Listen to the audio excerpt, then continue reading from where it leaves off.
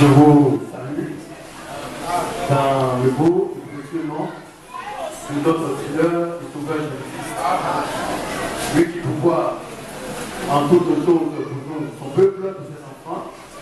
Lui qui travaille pour notre foi, qui nous aimons, qui nous perfectionne pour sa seule gloire. Que son Seigneur soit béni. Je prie un certain temps. Il y a certains frères qui ont posé des questions. Ils voudraient avoir l'éclairage de certaines choses. Je pense que nous allons essayer de répondre. Et puis, par la grâce de Dieu, nous suivre un peu dans notre sujet. Vous savez, quand on pose une question, il faudrait que nous donnions aussi une réponse publique. La manière de faire des enfants de Dieu, du peuple de Dieu, est différente de la manière de faire du monde. On n'a pas la même manière de faire les choses. Quand on quitte le monde, et qu'on vient dans la maison du Seigneur, ce sont les règles du Seigneur qui s'appliquent à nous. Et sans exception de personne, pour tous ceux qui sont baptisés, la loi de Dieu devient une obligation pour eux.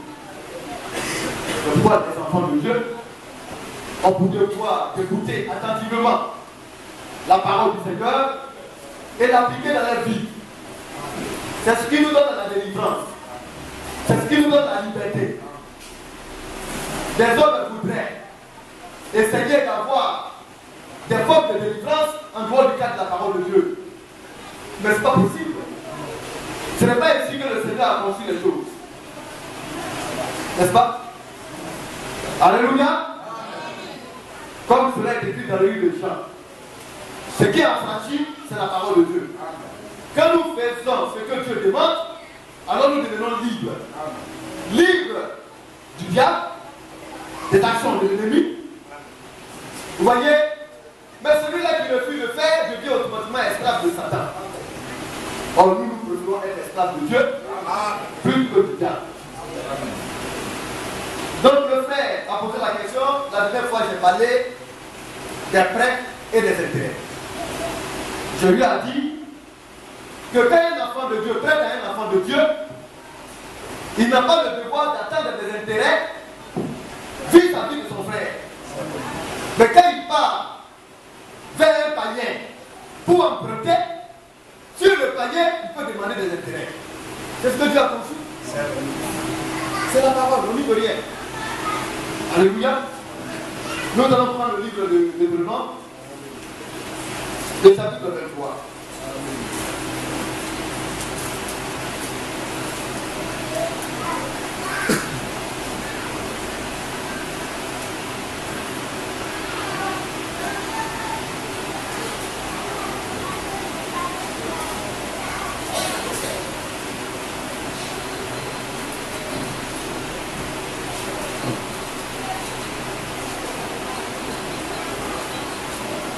Quand on lit, il y a beaucoup de choses intéressantes à l'intérieur. C'est le conseil de Dieu pour le peuple de Dieu, tout pour les enfants de Dieu. Cela s'adresse à Israël et aussi aux chrétiens. Alléluia. Nous allons lire à partir du verset 17. Il n'y aura aucune prostituée parmi les fils d'Israël. Vous dit aussi, dans le peuple de Dieu, les enfants de Dieu ne doivent pas se livrer à la prostitution. C'est la parole. Toute forme de prostitution. Avoir un copain, c'est de la prostitution. Avoir une copine, c'est de la prostitution. Il faut faire les choses légalement. La seule volonté permissible que le Seigneur reconnaît, c'est le concubinage. Mais Dieu interpelle les concubins à régulariser leur situation. Ça veut dire que quand on parle de concubinage, ce dernier a pris une jeune fille et il vit avec elle dans sa maison. Ils vivent ensemble. Ils partagent leur vie commune. Alors on parle de concubins et de concubines. Alléluia. Mais en dehors de cela, toute forme de sexualité est de la théose. Et quiconque ça donne à cela, il ne ferait même pas qu'il puisse espérer dans l'enlèvement. À plus forte même le fait même d'être sauvé, à plus forte raison dans l'enlèvement. Parce que c'est un désordre. Et quand Dieu parle ici, Dieu interpelle chacun. Chacun sait où il va. Il sait à quoi il s'expose. Si c'est pour des biens éphémères, pour des plaisirs momentanés, passagers, que tu veux jouer avec ta vie, ça, tu deviens ton propre bourreau. Et pourquoi il faut faire attention. Alléluia. Le verset 18. Tu n'apporteras point dans la maison de l'Éternel, ton Dieu, le salaire d'une prostituée, ni le prix d'un chien. Le chien, c'est un débouché. Lui, il montre aussi n'importe quelle femelle. Et le chien, c'est un présage de mauvaise vie. Il aime retourner à ce qu'il a voulu. La vie ancienne est mauvaise passée. On retourne encore dans cela. Les comportements païens, on retourne encore à l'intérieur de l'histoire de cela. Quand on vomit quelque chose, on ne doit plus regarder à cela. C'est de la créature. Nous avons vomi le monde. Nous ne devons plus retourner dans les préceptes du monde. C'est fini. Et avant cela, avant de parler du chien, il dit le salaire de prostitution. N'est-ce pas? Excusez-moi, hein? Le salaire de prostitution ne peut prostituer ni le prix d'un chien. Mais des jeunes femmes qui vivent de la prostitution. En Côte d'Ivoire, on les appelle les toutous. C'est un peu fidèle, mais c'est comme ça qu'on les appelle. Et elles sont nombreuses dans les églises. Pour essayer de travailler qu'elles font. Elles payent une petite, la leur dit, après avoir été visitées par beaucoup de garçons, c'est une malédiction. Ce genre d'argent-là, Dieu ne veut pas de ça. Dieu veut de l'argent propre. Parce que lui-même, il est propre. Alléluia. Et c'est en cela que nous voyons dans cette domination où des dealers, des vendeurs de drogue, ils viennent se faire pour partager ça, pardonner momentanément leurs péchés, et ils payent les dîmes. Ils donnent les offrandes. Ils viennent avec des grandes voitures. Ce n'est pas la parole de Dieu qui les intéresse. C'est l'argent du monde qui les intéresse. Dieu ne veut pas de cet argent. Amen. Nous continuons.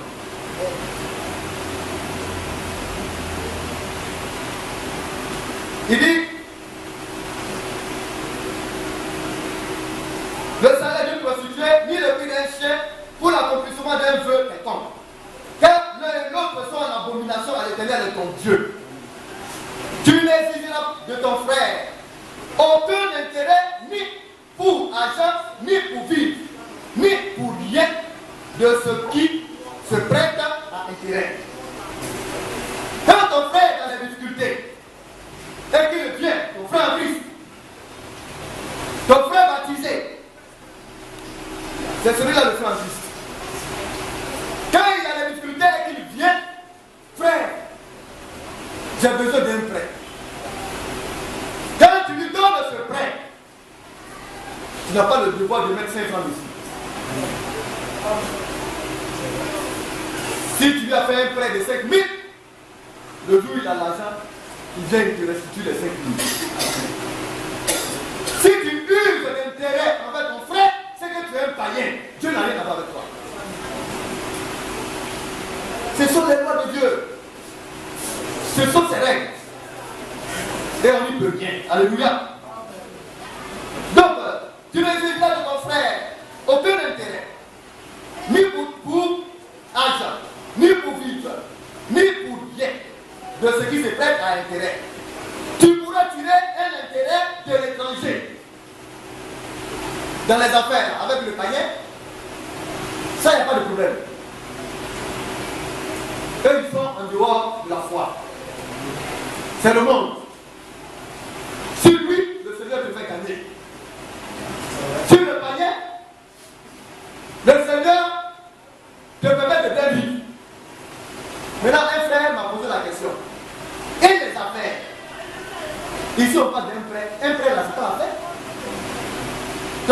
besoin, il vient pour te demander de l'aide, un prêt. C'est différent de celui-là qui vend des chemises à un frère. Lui, il fait son commerce. Au sein du peuple là, est-ce qu'il n'y a pas de marché? Il y a des marchés. Au sein du peuple, est-ce que les hommes n'ont pas de troupeaux? Ils ont des troupeaux. Donc le type il a élevé son troupeau. Le prix qu'il a payé depuis que comme on le dit, son bœuf ou bien son mouton est petit, il a élevé, il a nourri, il a dépensé. Et puis il a venu te vendre sans vraiment prix de bénéfice. Non, c'est pas comme cela. Ce n'est pas ce que Dieu appelle les actions avec intérêt. Le bénéfice n'a rien à voir avec l'intérêt. Le bénéfice sont les affaires. Je vends, je travaille, j'améliore, je vends pour tirer un profit. Ça c'est différent. Maintenant, mon frère a besoin. Il vient vers moi parce qu'il est dans des difficultés, il est pauvre. Et il a du mal à manger. Il me dit, frère, est-ce que je peux avoir quelque chose avec toi? Un prêt de 10 000 francs. Quand j'aurai l'argent, je vais te rembourser. On n'a pas le temps de tout donner. Mais je dirais l'essentiel. Alors le frère qui a les moyens n'a pas le devoir de résister à son frère. S'il a les moyens, il lui enlève l'argent et il lui prête l'argent. Et puis après avoir prêté de l'argent à son frère, il ne fait pas la police, matin, soir, il appelle frère. Et mon affaire on dit quoi? Donc tu veux le troubler? Tu veux lui à ton frère? Toi tu dors. Tu veux l'empêcher de dormir et d'adorer correctement Dieu? Quand vous voulez faire des prêts à des frères, après avoir fait des prêts aux frères, ne comptez pas sur ces prêts-là. Faites vos projets en dehors des prêts que vous faites aux frères. Parce que vous êtes là pour faire du bien aux frères et non pour les monter. Quand tu vas le conduire quelque part, et puis on dira que voilà, le frère est mort. Et c'est lui qui va courir pour attraper sa tête, alors que c'est lui qui est à la base de la mort de son frère. Parce qu'il veut le rassembler. Dans la loi de Dieu, Dieu fait un privilège aux frères en Christ. Et c'est comme cela. Donc là, tu fais un frère à un frère, laisse-le tranquille. Prie pour lui. Mais le frère aussi doit être honnête. C'est parce qu'on va courir derrière toi que tu vas partir mourir avec un crédit. Là, tu empruntes. Tu empruntes. Mais tu ne remplis jamais les crédits. Et ça aussi, c'est mauvais. On doit être des fils et des filles de Dieu. Et quand tu fais cela, tu t'appauvris. Tu t'enfonces dans la pauvreté. Il y a des frères qui sont devenus esclaves de leurs frères. Et c'est tout cela Dieu regarde parce qu'il y en a, ils sont des marginaux. Ils aiment tellement la bassesse jusqu'à vont se vendre eux-mêmes. Alors que Dieu a fait l'enfant de Dieu libre. Mais il y a des hommes avec le comportement de rien.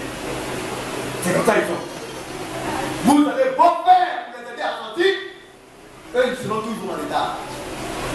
Et c'est comme cela. Mais Dieu dans sa grâce a prévu une année de jubilé. La 50e année.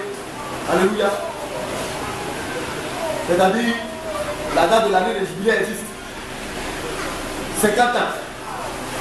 Maintenant, selon les règles juives, si la loi a été, le calendrier a commencé, et que peut-être ils sont à la 49e semaine, et que ton frère est venu te emprunter 1 milliard, et qu'il reste une année pour faire le jubilé, bien aimé, la dernière année du jubilé, la 1 milliard est facile.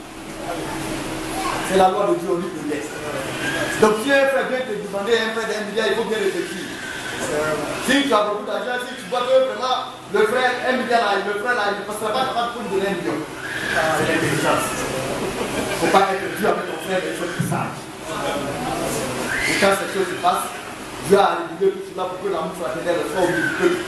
Et que chaque frère et soeur pense à son frère et à sa soeur dans sa vie quotidienne. Dieu a tout mis en œuvre. Les administrateurs vont veiller. Parce que bientôt nous allons établir des actes. Mais il faudrait qu'il y ait les moyens. Parce que la pauvreté existe dans l'église. Il faut aider ceux-là qui sont bons à se réaliser. C'est aussi le devoir des frères et des sœurs. Mais c'est dans ce que vous gagnez qu'une partie de votre champ est mise en réserve pour les pauvres. Et ça, nous devons exiger cela au sein du peuple de Dieu. Maintenant, ce qui est écrit là. Parce que nous sommes au temps de la restauration, où toute la parole de Dieu doit être vécue. On ne va rien laisser passer. Les petites offrandes qui insultent Dieu. Ça là, on va finir avec cela. Quand tu manges 5 000 francs par jour, et puis tu as venu donner 500 francs dans l'église de Dieu, tu insultes le Seigneur. Or, c'est dans la maison de Dieu qu'il doit dans la nourriture. Parce que le jour où tu tombes, où tu es fauché, c'est à l'église que tu vas venir chercher de l'aide. Mais beaucoup ne comprennent pas cela. La maison de Dieu est un arbre de vie, est un arbre de paix, un lieu où il fait bon vivre. Mais c'est le peuple de Dieu qui doit contribuer à cela. On va y revenir, je n'ai pas le temps. Vous voyez, et même au niveau même des serviteurs de Dieu, vous ne pouvez pas acheter quelque chose à un serviteur de Dieu. Parce que quand vous allez le faire, vous allez lui restituer cela. L'héritage d'un serviteur de Dieu ne se vend jamais. Tout cela sont les règles. Les serviteurs de Dieu doivent connaître leurs droits. Les assignations que Dieu a données à ses serviteurs afin qu'ils ne soient pas misérables. C'est pourquoi Dieu a disposé des impôts au sein du peuple pour pouvoir réguler la vie des serviteurs de Dieu dans sa maison. Mais tout cela, ces choses-là doivent pouvoir être faites. Parce que c'est le peuple. Quand Dieu bénit le peuple, c'est le peuple qui fait de sorte que les serviteurs de Dieu soient autonomes. Mais il y a un certain nombre dans le peuple, eux ils aiment quand les serviteurs de Dieu sont indigents. On dit la main qui tend, la main qui demande, c'est celle-là qui est en bas. Donc quand il demande sa main en bas, donc le serviteur de Dieu ne peut plus lui dire quoi que ce soit. Parce que quand il le regarde là, il baisse la tête. Mais nous allons faire de sorte que le serviteur de Dieu demande de lève la tête et qu'il ne baisse point les yeux. Et c'est pour le bien du peuple de Dieu. Alléluia.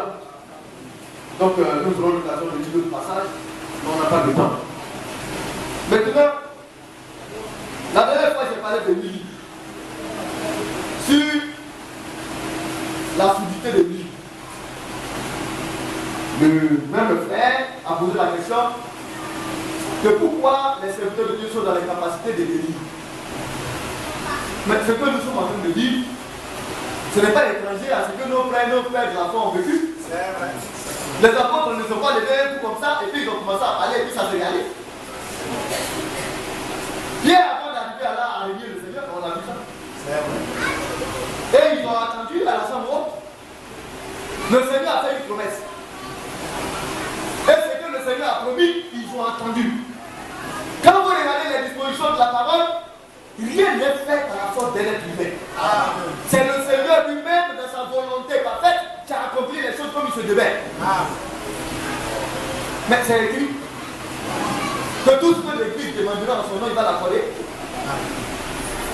Mais est-ce que cette parole-là est entièrement accomplie? On prie ici. Le Seigneur lui-même aussi a dit de prier sans cesse. Et de ne pas se lasser dans la prière. Mais quand il dit de ne pas se lasser dans la prière, si lui il savait, lui il voulait qu'au moment où nous sommes en train de prier, que la chose accomplisse en même temps, il n'a pas dit de prier sans cesse et de ne pas nous lasser de prier. Parce qu'on prie en même temps et ça se réalise. Pourquoi on n'a pas continué de prier? Mais c'est parce que il veut que réellement nous espérons en lui. Et que nous puissions réellement être endurants dans la prière, afin qu'au temps marqué, on puisse le faire. Parce qu'il y a des choses, il y a des esprits qui mettent du temps à partir. Et dans la Bible, il y a des personnes qui ont été guéries pour la gloire du Seigneur. Ils ont été rendus sous infimes pendant longtemps, depuis leur jeunesse. Or, Dieu les avait mis là pour la gloire du Seigneur au temps indiqué. Personne ne pouvait les délivrer. Tant que le temps n'était pas encore arrivé, s'il a fallu 30 ans, cet homme-là devait attendre 30 ans. Parce que cela était pour la gloire de Dieu. Ainsi, dans la Bible, on prie pour cette tête, demain ils sont guéris. On prie pour cette tête, après une semaine ils sont guéris. On prie pour cette tête, une heure ils sont guéris. Pour d'autres, ils peuvent mettre un mois à guérir. C'est selon la souveraineté de Dieu. Aucun serviteur de Dieu n'a cette puissance-là. On prend le serviteur de Dieu, le prophète William Branham de l'autre temps, à qui Dieu a donné le don de guérison. Mais Dieu a fait cela pour attirer les hommes à quelque chose. À amener les hommes à être captivés, à avoir les regards fixés sur le retour à l'enseignement des apôtres. Voilà pourquoi le Seigneur a permis ce don. Mais parce qu'il a fait quelque chose qui n'a pas plu au Seigneur. Le Seigneur lui a privé de ce don-là 6 mois. Il prie pour quelqu'un, rien n'arrive. Bien aimé, ça vous dit, c'est le Seigneur qui utilise son don. Quand il veut, où il veut, et comment il veut. Mais nous prions, Dieu guérit les malades. Alléluia. C'est parce que les témoignages ne sont pas rendus. Il y a des situations étranges qui se créent. Il y a des miracles qui se créent.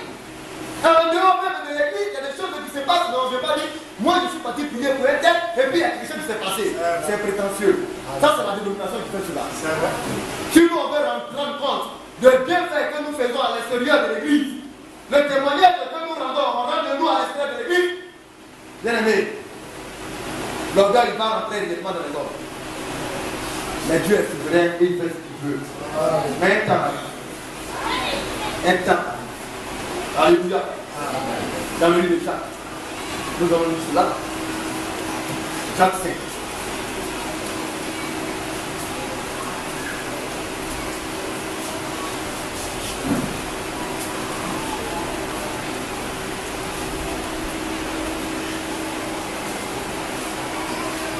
Le ministre de la Cour va me dire, à partir du verset 7. Le verset 7. Le verset 8. Même au verset 10, ouais.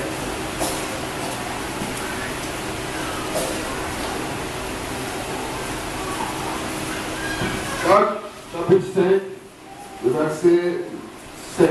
Oui. Soyez donc patients, frères, jusqu'à l'avènement du Seigneur. Voici le laboureur attend le précieux fruit de la terre. Donc nous devons être patients. Le Seigneur arrive. Son avènement approche. Nous sommes comme le laboureur. Mais le laboureur, il a labouré. Après avoir fini de labourer, il y a la nature là. On ne fait pas les choses comme cela sans discernement. Quand il a fini de labourer, vous ne devrez pas, demain matin, prendre le riz ou bien les grains et puis commencer par semer. Il ne fait pas ça. Il attend d'abord une pluie, il descend. Ça arrose la terre. Ça dispose la terre. Quand la pluie est descendue maintenant, c'est là maintenant qu'il fait maintenant la semence. Alléluia. Et après cela, la semence qui a été enfouie attend une première pluie pour l'arroser. Et c'est cette pluie-là qu'elle boit. Alléluia. Et ça permet à la semence de germer. Puis, entre là, comment on appelle ça? La semence. Je ne vais pas parler de germination.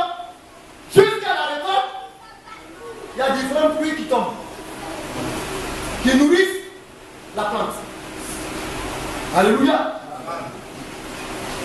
La première pluie, c'est un enseignement spécial. N'est-ce pas? C'est le message, l'enseignement de la doctrine de Christ. Et le long des âges, il y a eu différentes pluies qui sont tombées pour nourrir la semence. Ce sont les enseignements. Quand le peuple est nourri, le peuple est enseigné, le peuple boit l'eau, le peuple se nourrit. Jusqu'à ce que la semence atteigne la maturité. Quand la semence a atteint la maturité, il y a une dernière pluie qui doit descendre pour permettre au grain de boire et d'ouvrir la balle. Parce que quand le grain est formé, vous allez regarder le grain là qui est enveloppé dans une forme d'enveloppe qu'on appelle la balle. Quand vous allez regarder la balle, vous allez dire que ça c'est le grain. Mais au début, la balle se forme. Il n'y a rien là-dedans, c'est vide. Après, il y a un liquide blanc qui apparaît à l'intérieur. Si vous partez très tôt pour toucher la balle, à l'intérieur qui contient le liquide, quand vous appuyez, c'est un liquide blanchâtre qui sort. Le grain n'est pas encore formé. Alors la pluie descend par un peu nourri jusqu'à ce que le grain se forme à l'intérieur de la balle. Et quand le grain est formé, il faudrait qu'il mûrisse. Bien aimé. Pourquoi? Parce qu'il est encore collé à la balle. Donc le grain et la balle sont plus ou moins uniformes. Donc la pluie maintenant vient pour mouiller la balle et ouvrir le sommet réellement de la balle afin que le grain soit prêt à sortir. la balle boit, la balle gonfle et se sépare du grain. Quand le soleil maintenant vient frapper, vous voyez maintenant que la séparation est complète. Le grain n'a besoin que vraiment d'être recueilli dans le grenier pour être réparti pour que la séparation se fasse entre le grain et la balle. Et après avoir fini de vendre, le vent emporte la balle et le grain reste dans le panier pour être mis dans le grenier. C'est le processus de la nature. Quand tu vas au champ, tu sais de quoi il s'agit. Et c'est ainsi la foi. Mais nous sommes à la fin. Alléluia. À la période de la séparation du grain et de la balle. Et cela, le grain qui a été ensemencé au départ est le même grain qui doit être retrouvé à la fin. Amen. Mais qu'est-ce qui fait cela? C'est la première pluie et la dernière pluie. La pluie de la première saison et la pluie de la dernière saison. Quand cela sera, l'église de la fin des temps sera goutte pour goutte semblable à l'église du commencement. Ce que Dieu a fait par les apôtres, à la fin des temps, le Seigneur le fera dans l'église. Mais l'église doit être patiente. Nous sommes au thème de la restauration. Tout est en train d'être accompli. L'église est en train de restaurer tout selon la doctrine apostolique. Et quand la dernière pluie viendra, c'est ce qu'on appelle la pluie du réveil. Ah oui. Quand cela viendra, toute l'église se réveillera, les folles comme les sages, c'est écrit. Alléluia. Il y aurait une manifestation puissante. Mais le coup de temps de la fin aura la parole parlée. C'est en ce moment-là que ce qui s'est passé au commencement avec les pieds et les Paul, cela va se passer maintenant. Ce que nous dirons se réalisera. Ce que nous allons penser va s'accomplir. Les hommes maintenant, poussés par l'esprit, les serviteurs de Dieu, pourront réellement baptiser les hommes de manière instantanée. Prononcer le baptême de cet esprit. Et cela va descendre. Alléluia. Mais cela s'est passé au commencement. Et c'est l'action de Dieu. Mais aujourd'hui, de manière isolée, c'est la promesse de Dieu. Nous prions. Si le temps de Dieu est arrivé, le frère guérira. La soeur guérira. Alléluia. Ça peut prendre un jour. Ça peut prendre un mois. Ça peut prendre 2 mois, 10 mois, 1 an, 2 ans, 5 ans. Mais c'est selon la volonté de Dieu. Et selon la personne de Dieu. Aucun homme n'a la capacité de faire quoi que ce soit. Alléluia. Et voilà comment ça se passe. Et le messager disait, il donnait, il mettait en garde.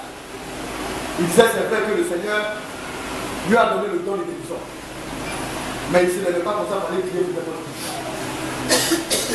Quand vous appelez le frère William Branham pour aller prier pour quelqu'un, en dehors des rassemblements à l'église, parce que c'est l'ange de Dieu lui-même qui venait, aussi longtemps que l'ange de Dieu n'était pas là, le frère Branham ne faisait pas de livre de guérison.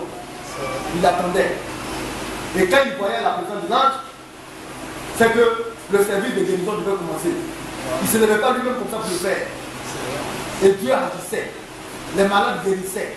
Les paralytiques marchaient. Ainsi de suite.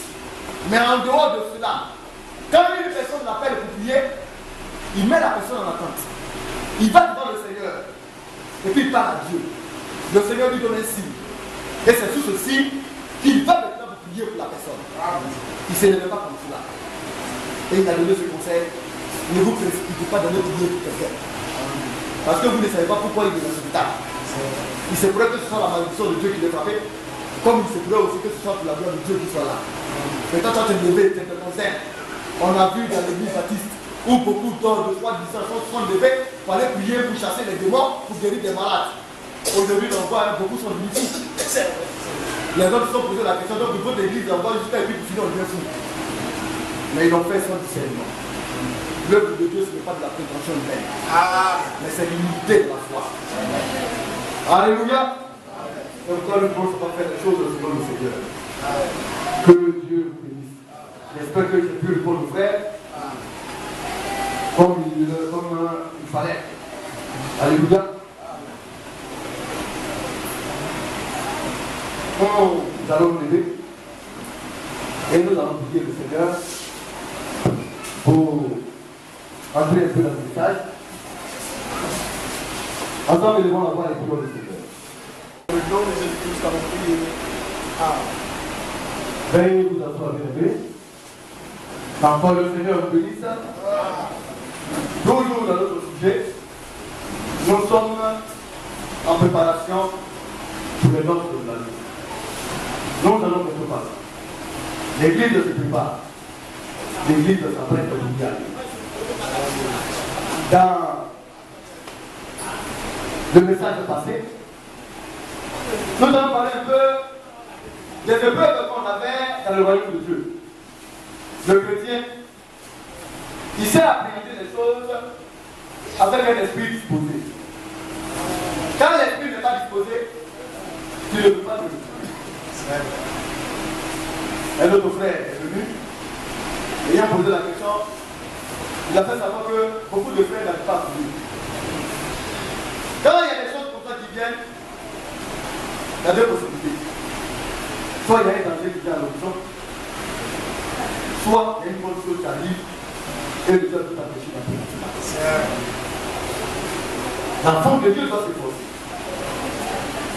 Quand même que tu n'as pas de force, il ne faut pas te lasser de parler à Dieu.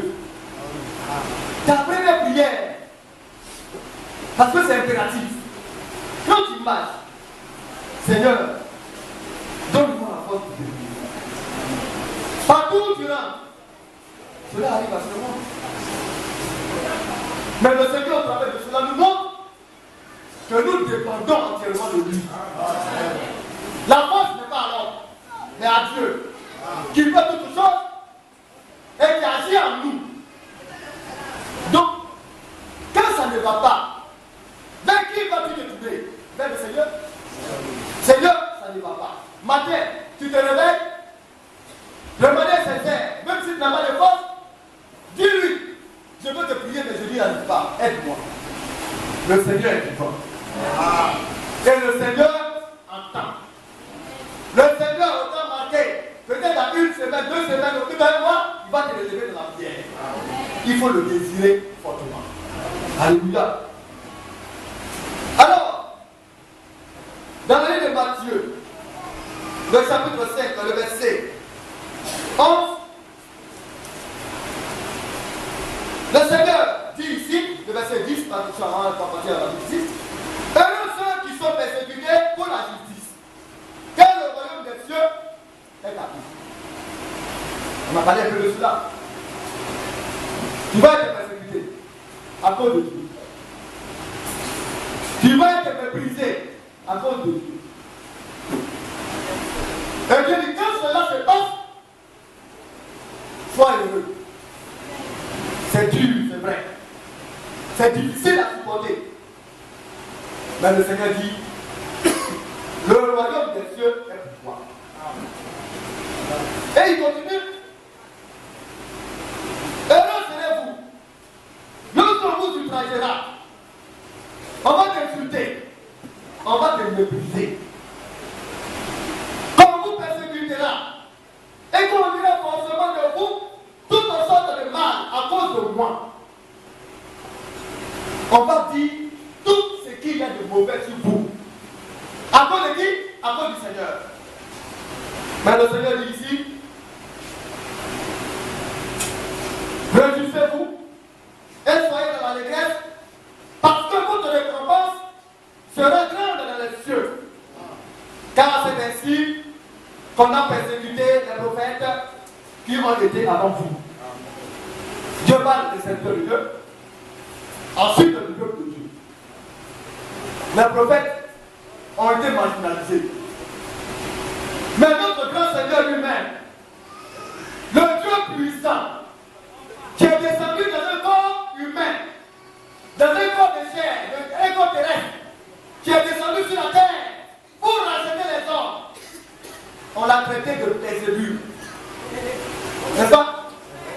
Le prince des démons. Ils ont regardé jusqu'à. Ils ont fait ouvrir les yeux. C'est si Jésus sont partis. Et puis on a regardé. On dit c'est pas Belzébul qui l'a dit. Qu'il a un mauvais esprit. On l'a traité même des amis de publicains. Gens de mauvaise vie, mais pourtant ils l'ont vu ils ont vu sa vie, mais malgré cela, ils ne sont pas convaincus.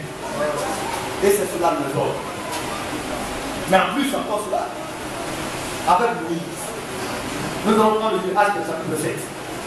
Le ministre ne va pas dire cela dans le mouvement.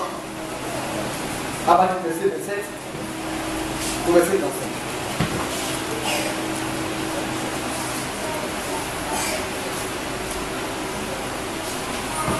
Actes chapitre 7, le verset 27.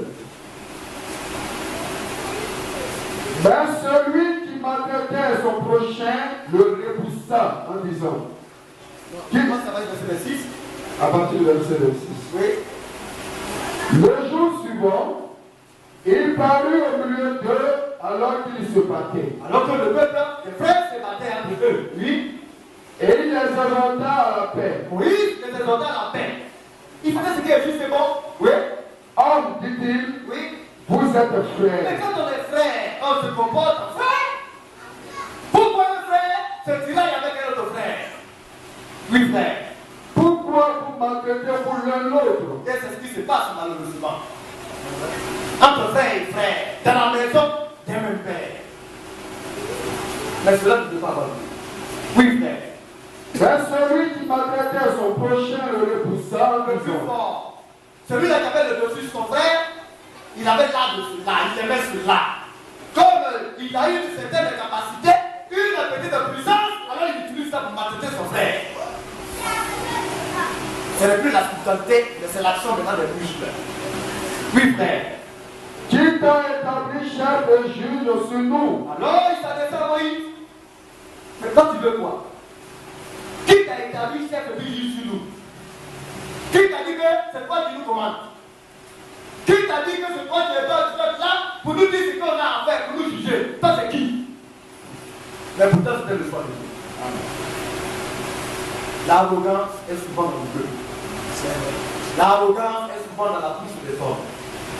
Mais c'est parce que l'arrogance est dans la bouche des hommes que nous on va se laisser soumettre à cela. Si quelqu'un est arrogant avec toi, c'est une décision pour toi. Fais ce qui est bien. Et Dieu te le rendra demain. Oui, frère, nous continuons. Veux-tu me tuer comme tu as tué hier l'Égyptien? Oui.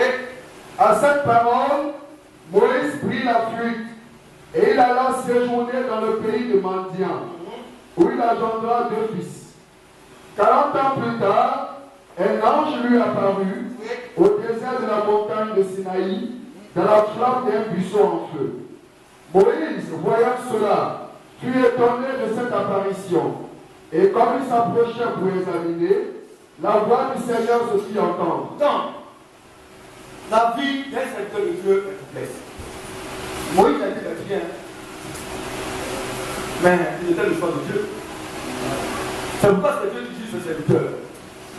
Ce n'est pas ce que Moïse a fait autant présent à la cité importante, mais c'est ce que Dieu avait décidé de faire avec Moïse lui-même. C'est pourquoi Dieu demande au peuple de Dieu, ne vous jugez pas entre vous et ses serviteurs, lui et ses serviteurs. Oui, frère, nous continuons. Je suis le Dieu de tes pères, le Dieu d'Abraham, d'Isaac et de Jacob. Et Moïse, tout tremblant, n'osait regarder. Oui. Le Seigneur lui dit, ôte tes souliers de tes pieds, car le lieu sur lequel tu te tiens est une terre sainte. Oui.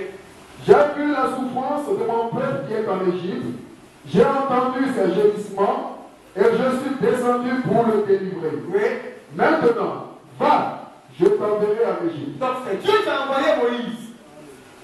Il était l'envoyé de Dieu. Le prophète promis par Dieu est envoyé par le Seigneur, mandaté. Oui, frère. Ce Moïse, oui, qu'ils avaient renié, ils avaient renié. Parmi le peuple, beaucoup avaient renié Moïse.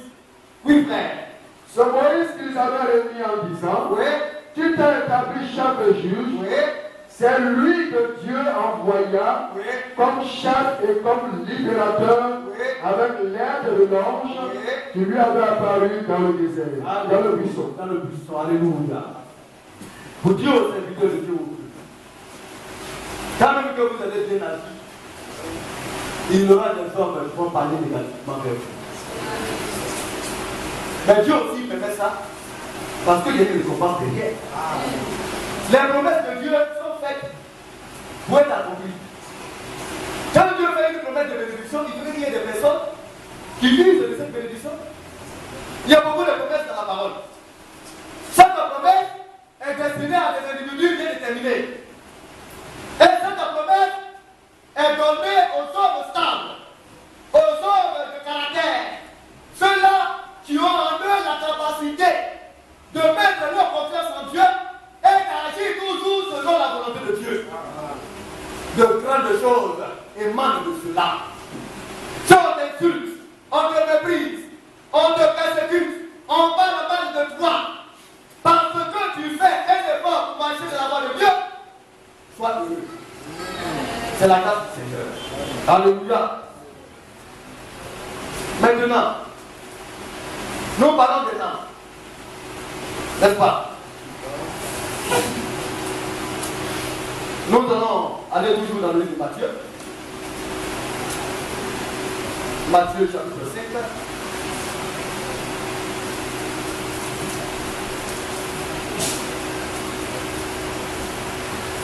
Le verset 15. Nous sommes un peu. Nous allons revenir sur le verset 13 et 14 plus tard. Mais c'est le verset 15 qui nous intéresse. Oui. Matthieu 5, verset 15. Oui. Et on n'allume pas une lampe pour la mettre sous le boisseau. Donc, le poisson, je ne sais pas comment je vais expliquer cela, c'est un genre de tuile. Les tuiles en briques. Les hommes prennent pour construire. Il y a un creux là-dedans. Donc, il faut de sorte que lorsqu'on fait le mur avec, la chaleur ne puisse pas entrer dans la maison.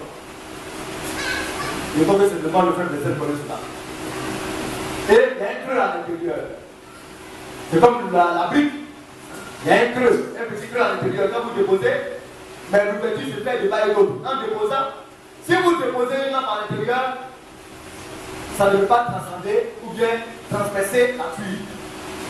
Ça étouffe la lumière. Alléluia. Donc, le Seigneur dit, quand on allume une lampe, on ne la met pas sous le boisseau. On n'allume pas une lampe pour étouffer la lumière. Mais la lampe doit pouvoir être placée de sorte à éclairer. N'est-ce pas? Donc on la met pas sur le chandelier. On a parlé du chandelier. C'est une lampe à 7 branches. C'est un peu le type des 7 âges de l'église. Chaque âge avait une lampe pour éclairer les portes. Quand tu es dans un âge, lève les yeux vers Dieu. Cherche. Parce que le Seigneur a disposé d'une lampe sur tes portes pour éclairer les élus. Les choses sont symboliques. Rien ne se fait au hasard. Alléluia. Quand tu es de Dieu, alors tu cherches la face de Dieu et la volonté de Dieu pour ton temps. Alors la lampe, c'est la volonté de Dieu pour notre temps. Et la lampe est disposée de quelle manière? Non seulement la lampe, c'est une lampe pour une branche, chaque branche du chandelier. Et cette lampe est disposée à éclairer en face. La lampe regarde devant. Et regarde ceux qui sont au devant de Dieu. Oui frère, nous continuons. On n'allume pas une lampe pour la mettre sous le boisseau. Oui. Mais on la met sur le chandelier. Oui. Et elle éclaire tous ceux qui sont dans la maison. Donc, la lampe que Dieu suscite, la lampe que Dieu, comme on le dit, met sur le chandelier, éclaire la maison de Dieu. Si tu n'es pas dans la maison de Dieu, tu ne sauras rien. Tu ne verras rien. Parce que Dieu, il ne fonctionne pas comme on pense, comme les hommes veulent. Dieu, il a tout consigné dans sa parole. Et c'est cette parole sur laquelle il veille pour l'accomplir. Alors, ceux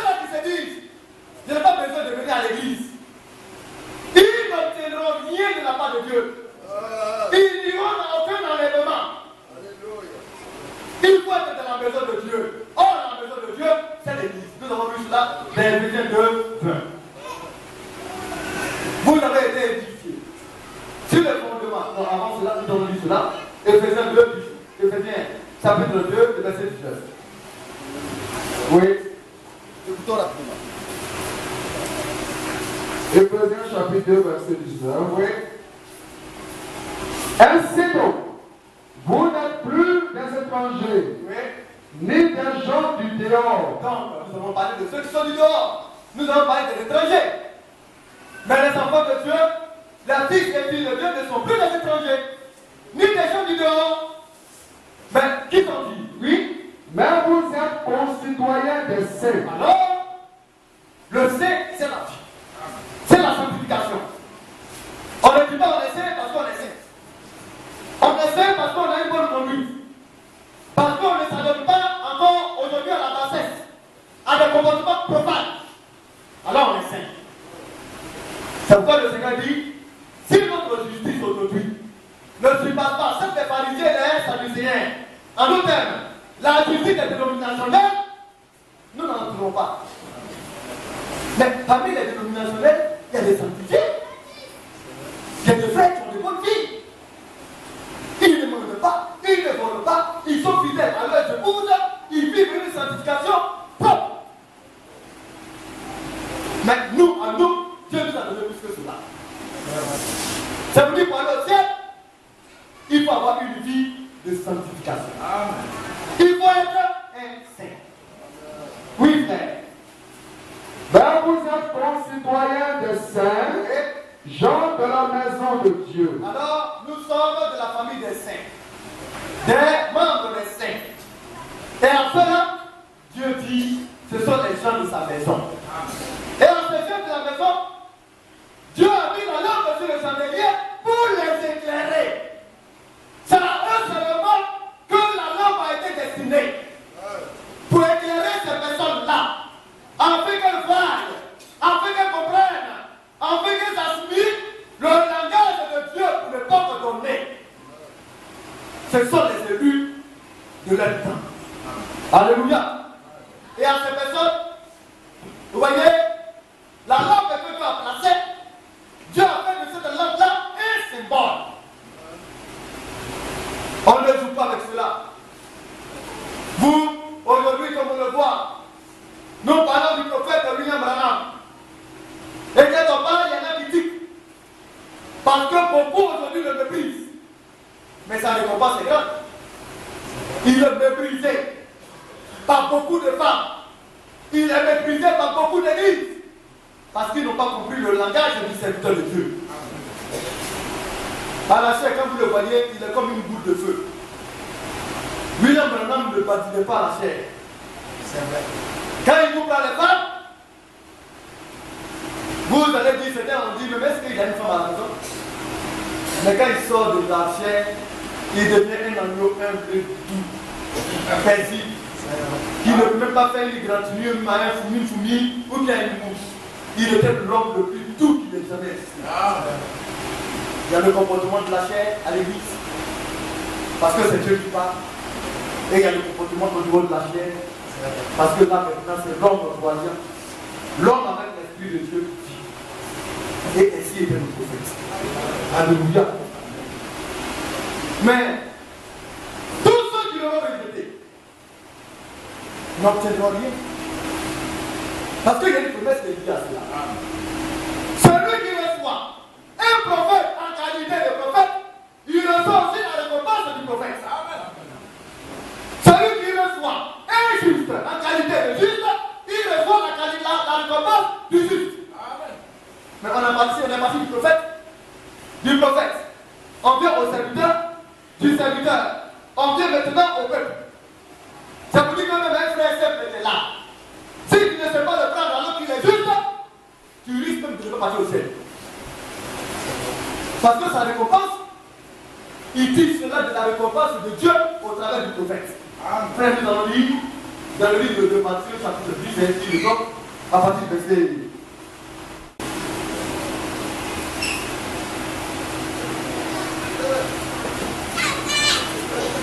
Ouais, à partir du verset 46.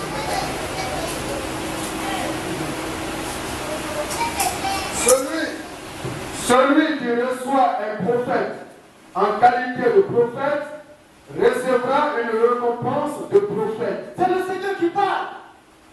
C'est aussi la parole. C'est pourquoi il faut connaître qui est le prophète. Et il faut recevoir la parole promise. La parole que Dieu a promise pour le peuple, par le prophète, pour le peuple de Dieu. Au travers du prophète, le peuple. Sinon, tu n'obtiendras rien. Des hommes méprisent le prophète. On le fait de tout. On dit qu'il a rétrogradé la femme. William Branham n'a pas rétrogradé la femme. C'est ce que Dieu a dit de la femme. Il n'a rien inventé. Il n'a rien fait de contraire. Il a parlé de la position de la femme depuis l'origine. Les apôtres l'ont fait aussi. Tout ce que le prophète a eu à faire, il a tiré cela de la Bible. Il nous a amené à la parole. Mais le prophète, de qui a-t-il obtenu son autorité? Parce qu'il a une autorité qui lui est venue de quelque part. C'est de Christ notre Seigneur. Apocalypse chapitre 4. Ou bien chapitre 5, on va voir.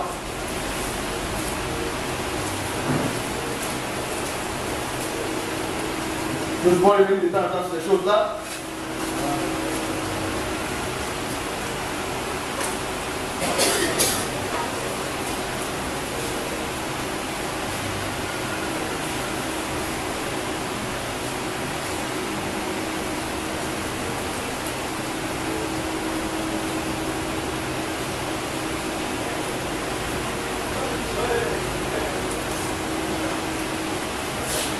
Nous allons lire à partir de verset 6, chapitre 5.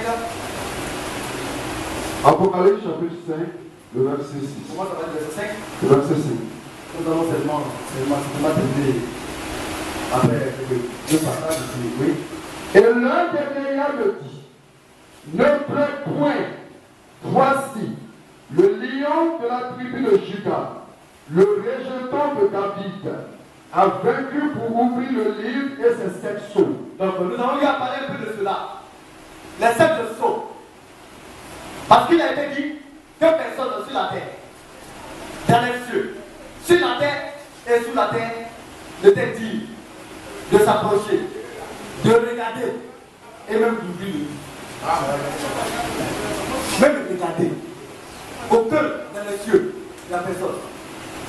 Sur la terre, depuis Adam jusqu'à l'autre jour, passant par Abraham, les hommes à qui Dieu a donné un témoignage, personne.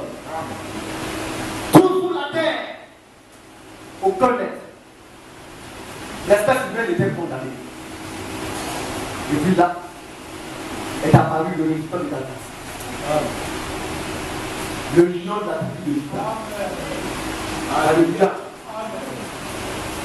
Jésus, notre Seigneur. Comme un agneau. C'est lui qui s'est approché avec son propre sang. Et tu as regardé le livre, qui a pris le livre, et tu as ouvert le livre. Amen. William Branham est venu.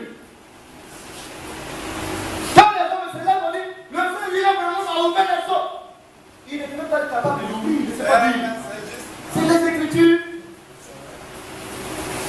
Mais l'agneau a brisé les sceaux et il a dit au prophète, tiens, apporte. C'est tout. Mais pourquoi les hommes ont la démangeaison de créer des choses qui n'existent pas? L'homme ne peut rien faire pour l'homme. Bien aimé. Alors, il a vécu. Mais pour vivre, il a fallu d'abord qu'il meure. L'ennemi le plus grand, le plus terrible, le plus redoutable, c'est la mort. C'est lui. Parce que quand tu es mort, là, c'est fini pour toi. Il t'emprisonne. Tu ne peux pas sortir. Alléluia. Depuis Adam, quand ils sont morts, le Seigneur s'est pas à créer un endroit, mais ils étaient en prison. Tous ceux qui étaient morts étaient tous en prison. Il a fallu qu'ils meurent. Et qu'ils descendent dans le séjour des morts. Alléluia. Ceux qui ne peuvent pas écouter les prophètes, il a scellé la condamnation.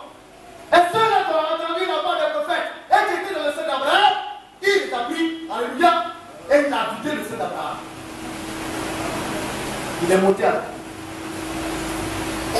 Alléluia. Et c'est là qu'a été créé le paradis. Le Seigneur est descendu dans le séjour de mort. Il a arraché les clés de la mort et du séjour de mort, n'est-ce pas? Et il a vaincu Satan. C'est pourquoi lui, on l'appelle le vainqueur. Mais où était Mamé? Il n'a rien fait. Il est parti se cacher là-bas, il a un cachot. Et puis c'est lui qui anime les autres et qui fait tuer les autres inutilement en son nom. C'est une séduction. Jésus lui ne séduit pas. Mais lui il donne la vie. C'est pourquoi tous les prophètes parlent de lui, mais lui il ne parle pas de lui. Parce que c'est lui le père de la vie. Alléluia.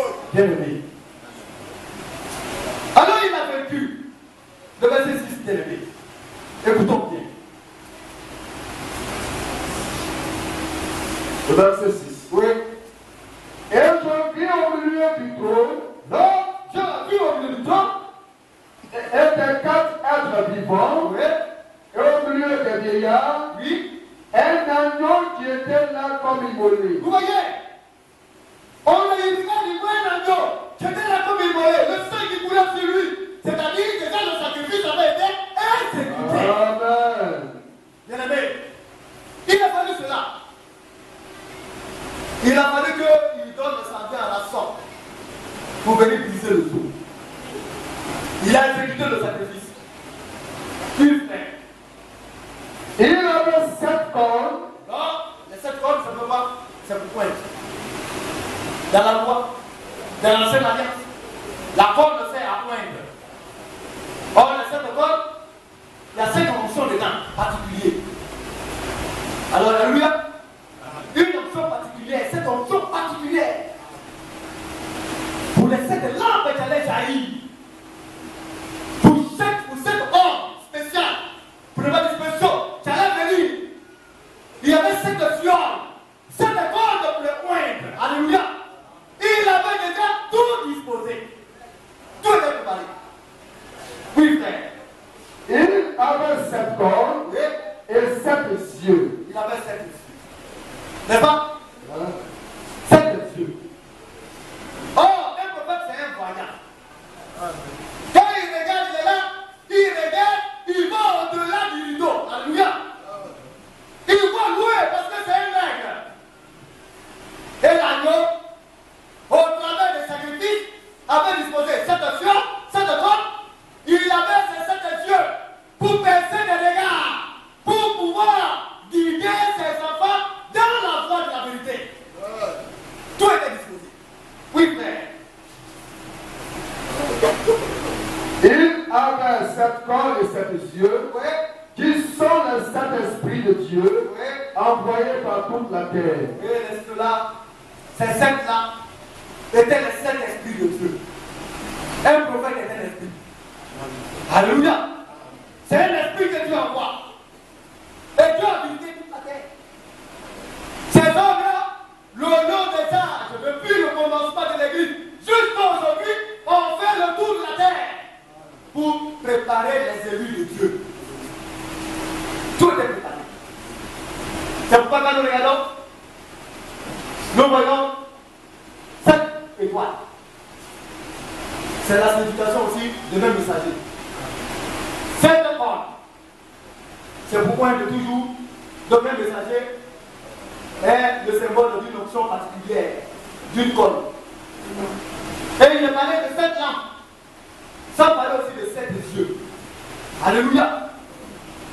Donc le messager est une lampe pour l'église. Et c'est en cela que le Seigneur a pris du témoignage dans le Baptiste. Nous allons lire Jean chapitre 5. Le verset 3.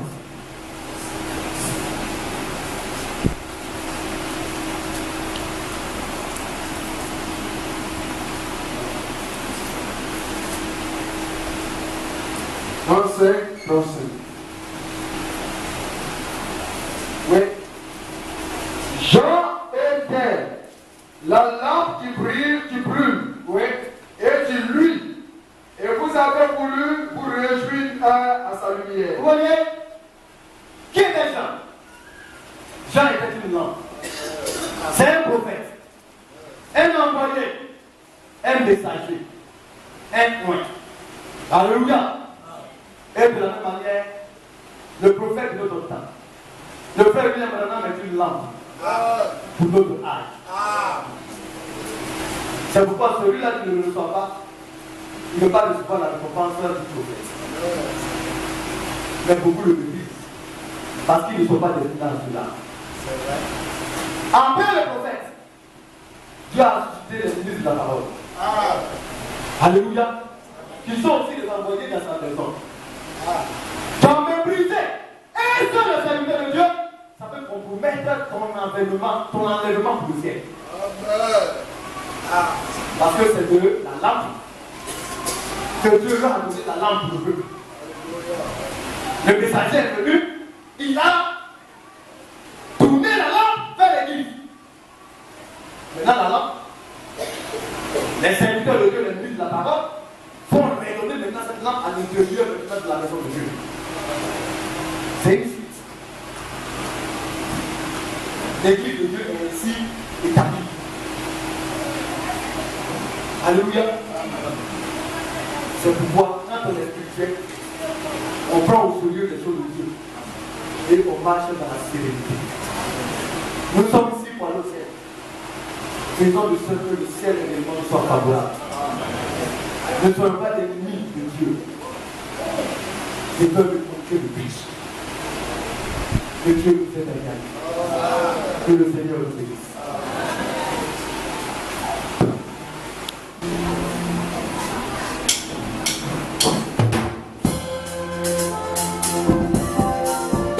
On est tous vers les points de Jean.